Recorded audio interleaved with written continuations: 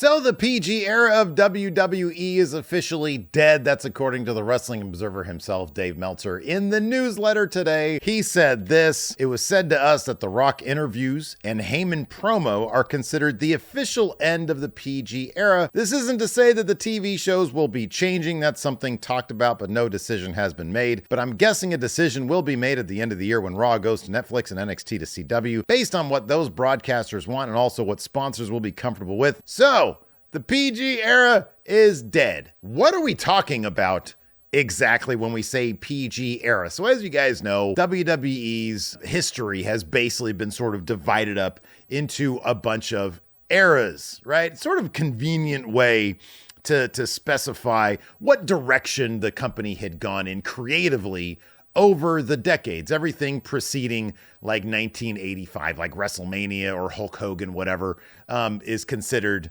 I don't know, ancient history, the ancient era. I don't even know what that's considered.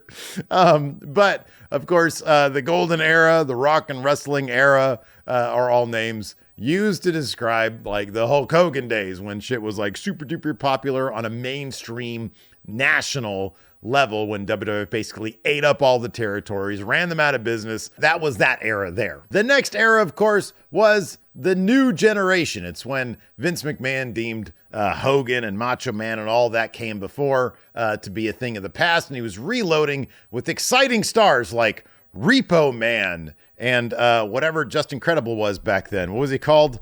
Aldo Montoya, the Puerto Rican wrecking machine, or whatever he fucking was. I don't even remember. The Man of War. He was the Man of War. And of course, Bret Hart, The Click, Shawn Michaels, all those guys, right? So that was the new generation where he was trying to reload. And of course, trying to reload completely just tanked the company. Nobody really gave a shit back then, at least not to the degree they'd had 5 to 10 years earlier. After that, we had the renaissance of the Attitude Era. We all know what that is. And then after that was the Ruthless Aggression Era. We all know what that is. And then things get kind of murky because they go from the Ruthless Aggression Era, where you had matches where like JBL and Eddie Guerrero were just like bleeding like stuck pigs, such to the degree that Eddie Guerrero went backstage and he collapsed. And between that and the Chris Benoit stuff, Vince McMahon was like, you know what, man? Advertisers are not going to be into this for very much longer because it's a shit show.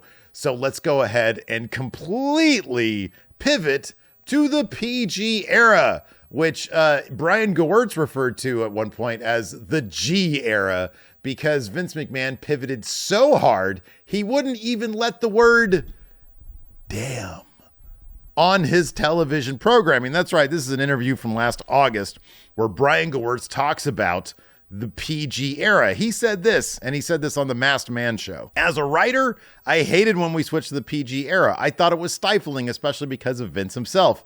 It said PG era, but really it was the G era. I remember getting into an argument with him because he was making me take out, I had someone write, 'I don't give a damn.' And he's like, 'My God, we can't say damn, we're PG.' And I'm like, yeah, that's my argument too. We're PG.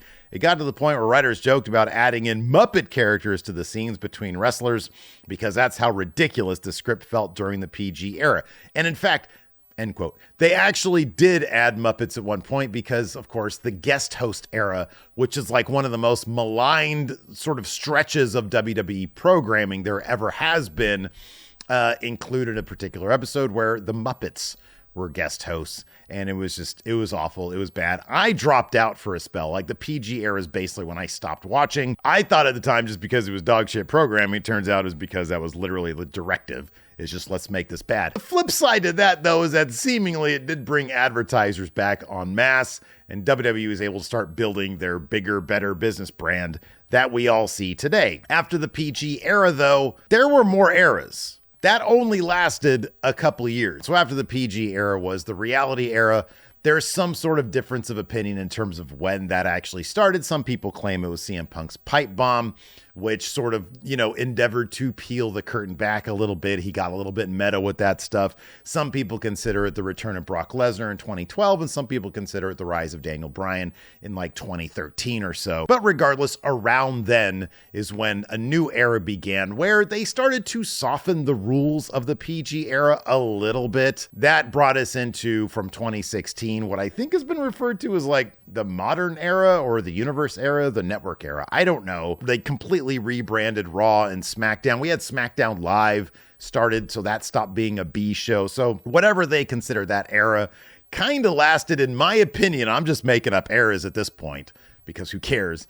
Until like probably around 2019, which was what I consider that 1 year, the sad last days of Vince McMahon era. That led us into the pandemic era. And then, of course, after that was the Paul Levesque era, which is where we're starting now. But come on, that really has gone back a couple of years. I know that Vince McMahon, once he was out, it sort of felt like there was a shift. And yeah, there was an awkward little in-between period there, like 2022, 2023. But by and large, it was pretty much the Triple H show with Vince McMahon kind of meddling here and there. And now we're firmly in the Paul Levesque era. Who knows if they're going to end up renaming it? Probably not, because they seem to be going all in on the game, which is cool because, you know, people seem to like him. So what we're talking about here is kind of different from all that. The PG era did stop, but the guidelines that were established during the PG, sort of in a broad sense, had persisted throughout the decades, with exceptions here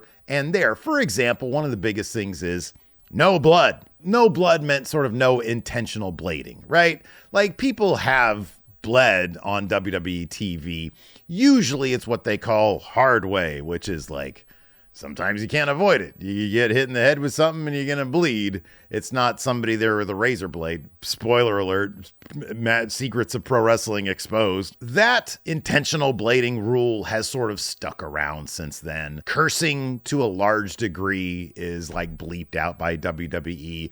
Every once in a while, Vince will let like a shit go by, but like damn and hell, pretty much allowed for the past couple of years anyways. Like, that hasn't been a big deal. So there's been a certain degree of laxing of those rules in the like last 10 years or so that we've seen from time to time. Famously, there was that one moment where Kevin Owens headbutted Vince McMahon, which seemed out of nowhere and a little shocking for being in the PG era. That might have actually fucked up Vince McMahon, which explains 2019. I don't know. What we're talking about really are those guidelines. And as we saw in the build to WrestleMania, there were several moments where I was like, holy, what the, wow, they're doing this? What is this, AEW? So you had number one, Rock just saying fuck a lot, whether it was in his own social media promos. You fucking kidding me? You start fucking crying?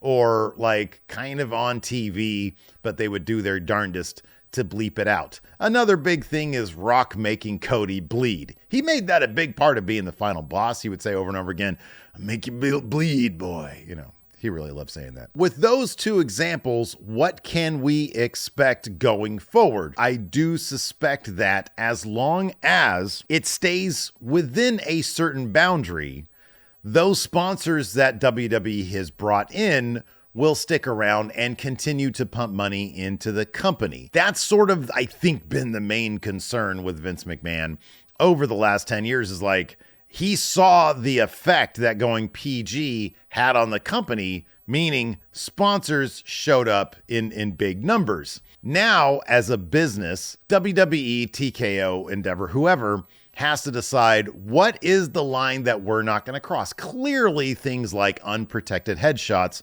from chairs, those are not going to come back. Those are going to stay away. We're not going to see light tubes all of a sudden on WWE program. We're not going to go into the GCW realm, although it's entirely possible that WWE will try and sort of, I don't know, appeal to that fan base by sending their wrestlers to, for example, Bloodsport, like with Shayna Baszler. I kind of doubt that they're going to send anybody to like CZW's Tournament of Death, if that's even a thing anymore. Is CZW still a thing? I don't know. All right, so it looks like CZW is still a thing. Awesome. Do they still do the Tournament of Death? I have no idea. Let me know in the comments below. But my point stands. I doubt WWE is going to send anybody doing that. But if people want to get their fix of WWE stars doing sort of non-WWE things that sort of might exist outside the boundaries of what they're willing to do, now it seems like an option for Triple H to sort of send the wrestlers out there if they want to do that. Bloodsport's a great example of that. I think that even this past week when Tama Tonga rammed his car into Kevin Owens off camera, and then Kevin Owens shows up with a giant head wound just gushing blood, which was fake and, an effect or whatever. That's the kind of thing that we'll probably see on a regular basis. Will it be an absurdist situation like with Mox bleeding every week for that one run of Dynamites? Probably not, but when it works for a story, they're not going to shy away from doing that. Similarly, when there are off-television video moments, like in their digital exclusives or on their social media, like, for example, Rock beating the shit out of Cody Rhodes and cursing up a storm, they're not going to shy away from that. They'll probably keep their prime TV programming, their big three shows, Raw, SmackDown, and NXT, relatively probably closer to PG-13 than PG, because you can still say things like shit in PG-13. In fact, you're allowed to say fuck in PG-13 as long as it's within the correct context. I believe you can't use fuck as a verb, but you can use it as a noun, if I'm not mistaken. You can't say, I'm going to fuck you. You can say, fuck off. That's actually still a verb. So you could say, go away, you fuck. I think you can say that in a PG-13 movie, but you can only do it once. You're only allowed one fuck in a PG-13 movie, if I'm not mistaken. Ratings are kind of antiquated, to be honest with you, these days. Who even cares anymore? So yeah, I kind of feel like that's what we're looking at there in WWE, with the PG era officially being done with. It's just those set of guidelines that Vince McMahon was really weird about. Let's be honest. By the end, Vince McMahon was just really weird about stuff in general. Like 2019 is a great example. I might do an entire video about how awful 2019 was for the WWE, because looking back on it, oh my God, it was really bad. You guys want to see that? I might do a video tomorrow on the whole Def Rebel thing, because a lot of people have been asking me about that. So yeah, there you go. The PG era is dead. Those rules are out the window, apparently. What would you guys like to see now that the PG era is dead? Let me know in the comments below. Maybe if you give me enough interesting ideas, maybe I'll read some of them in a video. Give me the most outlandish things you guys want to see now that the PG era is done with. Try to keep it to stuff that I can say on air. I don't need highly descriptive. You guys know what I'm talking about. Anyways. Where is she? There's her bed. Of course, there's her bed. And she's right there. Hey, what's this? There's her face. There she is. She's all pumped up with arthritis medications, so she doesn't feel like shit anymore. She's been acting like a toddler again.